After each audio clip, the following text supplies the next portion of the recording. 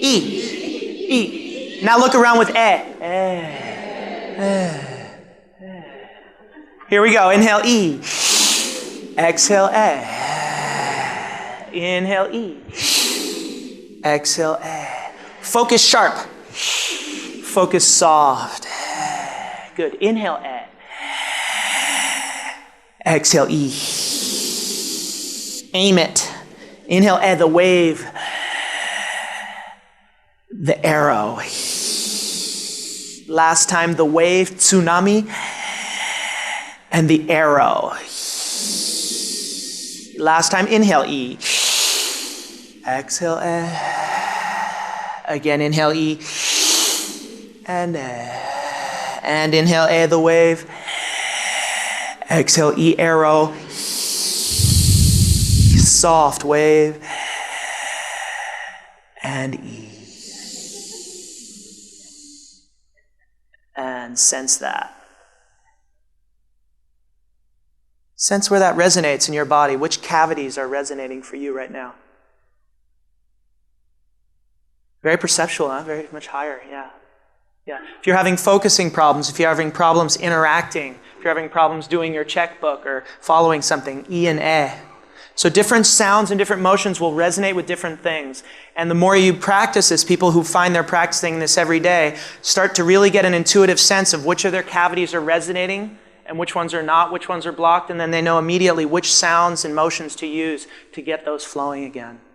And the beauty of it is that we know now exactly how it maps to Ness. So we're going to look at in the next 2 days how these correspondences work and how you might be able to use them. Thank you very much, and I'll see you tomorrow.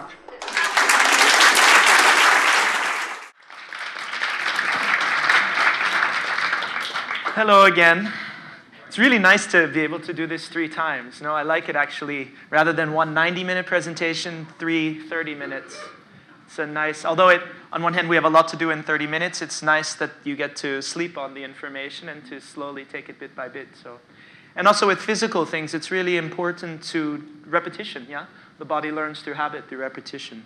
So the chance of doing a little bit every day is, I think, really healthy rather than just doing a lot of it once.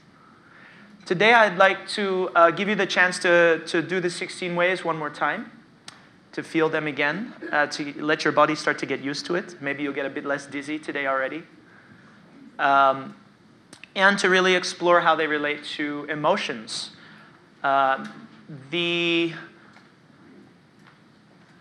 We're in process now with Ness of relating the 16 ways to I've been working with the 16 ways in quadrants, right? 4 dynamics within 4 quadrants.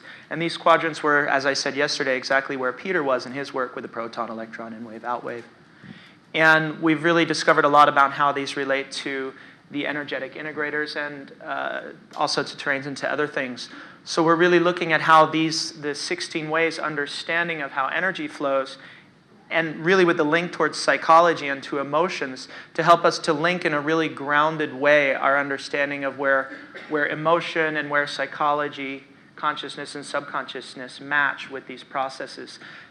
And exploring the possibility of thereby giving you all a very simple, powerful way of translating some of these energy dynamics into very human things, into very doable things that you can experience, that you can start to see, that you can see in your clients. When I look at someone, I see the 16 ways in that person. I see how much expansive energy they have. I see how much contractive energy they have. You see that too, and we each have our own.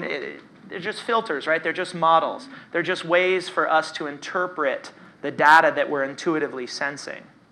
And what we're trying to do here is find ways that you can take your own intuition and connect that to the models that you're using, to the same system that Ness is using, so that your intuition of what you're reading from your client and what you're experiencing with the results that you're getting can be as connected as possible. So that there's really space for your own intuition to play into and to relate to the data that you're getting. Yeah? So, emotions, here we go. Like to offer on one hand, what you could say is a new perspective on emotions, but on the other hand, maybe one of the oldest perspectives on emotions that exists. Its roots are in Chinese yin-yang theory, and this comes from an understanding of how yin and yang interact, which is the basis of acupuncture, which was the foundation of Ness as well. Except it's in a slightly modern form. So we're going to be looking at time, space, energy, matter, right? Let's review just the basic sounds that we did yesterday. Let's do this part sitting. Ready? And awe. Let's all say awe.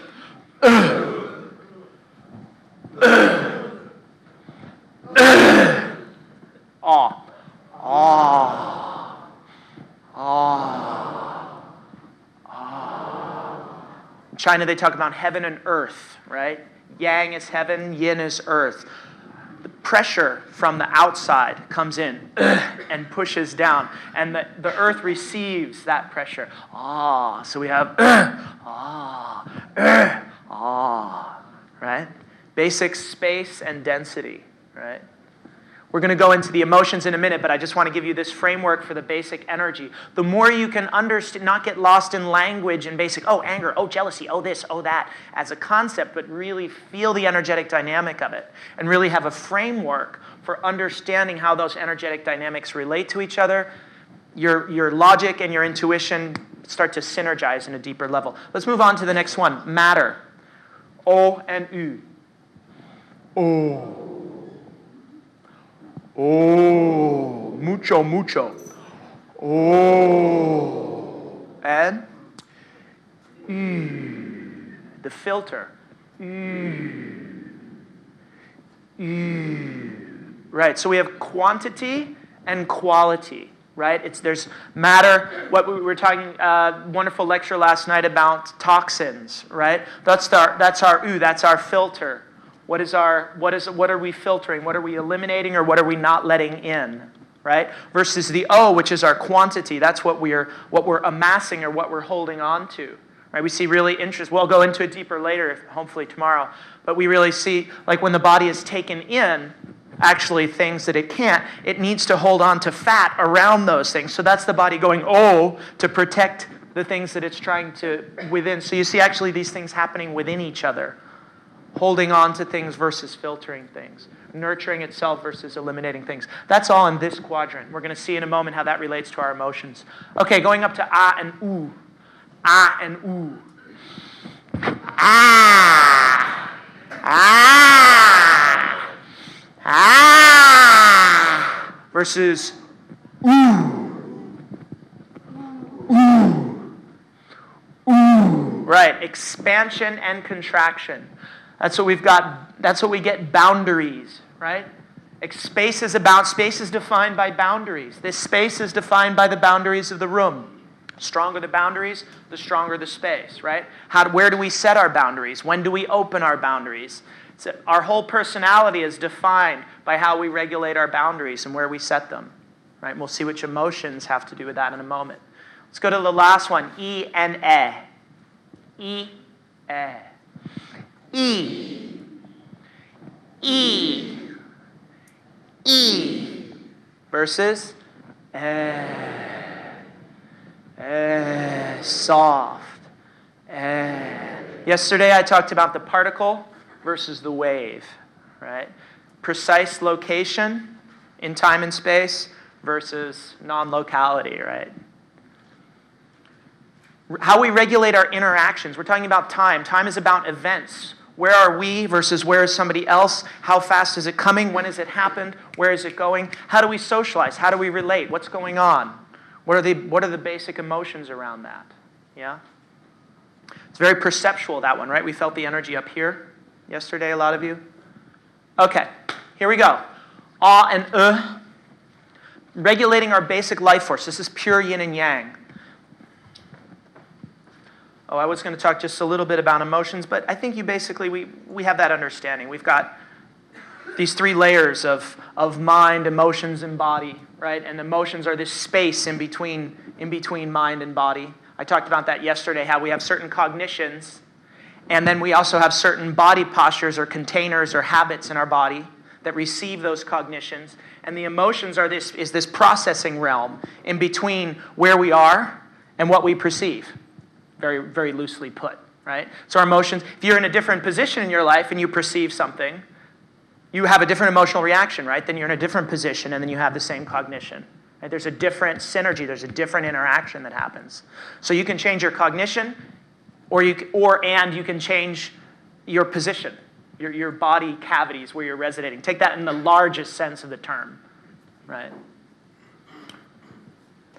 So emotions, it's funny, we often try to work on the emotions. I know from my study of being an actor and a dancer and a performer, we all know in the acting field, you can't force an emotion. You can't fake an emotion. You can't do an emotion. You need to create the conditions for the emotion to arise, right? And that means changing your cognitions or changing your body, affecting your mind or your body, because the emotions, they just happen in between. That's why they're so darn hard to work with. Okay. Blah, blah, blah, blah, blah. All right. Some basic, let me jump, I should have put this screen first. A few facts, they're beliefs that I've acquired along my process of investigation. First thing is, when I work with hundreds of people, and I just do research with them. I put them in a dance studio, and I say, try this. What did you experience? And I write it down. That's how I do my research. I can't get people to really feel an emotion when they're breathing out. I can only get them to feel an emotion when they're breathing in. I can get them to express the emotion when they're breathing out. So emotion, I've come to learn that emotion accumulates, it builds up as we take stuff in. That's the in wave. It accumulates. Then there's a kind of a pause in between where it's hanging there and it's sort of, and then it expresses itself. Right? That's why we say if somebody's really emotional, deep breath out, long breath out, right? In yoga, we know you accentuate the out-breath when somebody's too emotional, right? Whereas we know in theater and in acting, we always do a lot of in-breath to develop our emotions and our sensitivity. If we're just breathing out, then we come on stage and we're like, well, right? Some people, I work with a lot of people on breath, some people are blocked to inhale. Usually the people that have blocked inhale have blocked emotions. They don't like to feel. And so they block their inhale, right? It's really interesting to notice with your clients, are they breathing out more or in more? Most fundamental personality test on how somebody's relating to their emotions is, are they more comfortable breathing out or breathing in? Yeah? Second one, negative emotions are either an inappropriate response or an incomplete response to a situation. What do I mean by that? Negative emotions are either an inappropriate response or an incomplete response. Oftentimes, a certain situation will happen where somebody's, let's say, taking advantage of me or doing something to me that is really not good for me. I need more power. I need more energy to deal with that situation because something is happening that is not appropriate for me. If I go into a sadness response, I'm not generating the energy that I need to deal with that situation, right? And because I'm not getting my system is not generating the kind of energy that helps me to cope with that situation, it's a negative experience for me.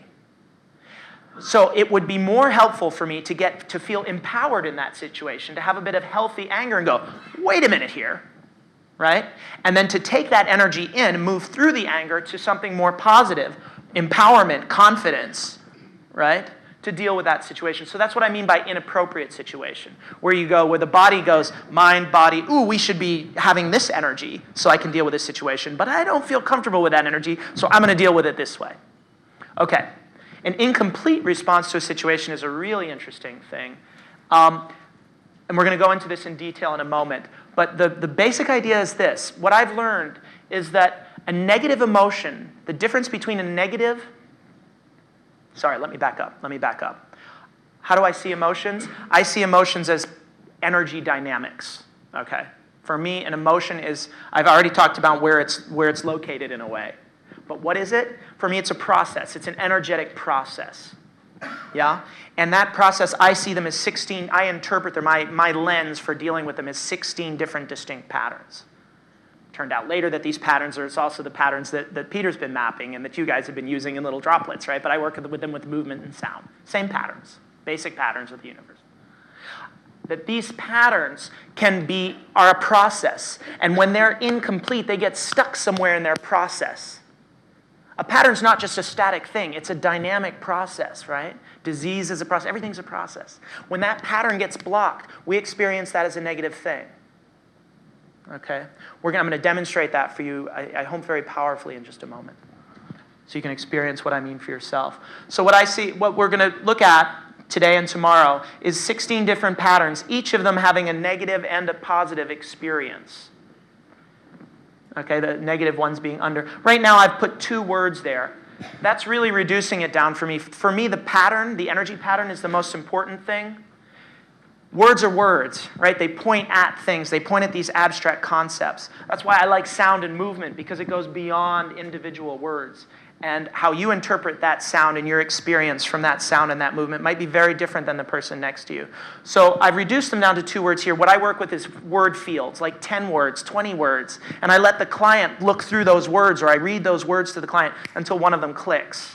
So I don't say to the person, oh, you've got jealousy. And the person goes, ah. Right? But if I give them a choice of 20 words, they go, oh, yeah. Right? Because how they're interpreting that energy pattern might be different than the word jealousy.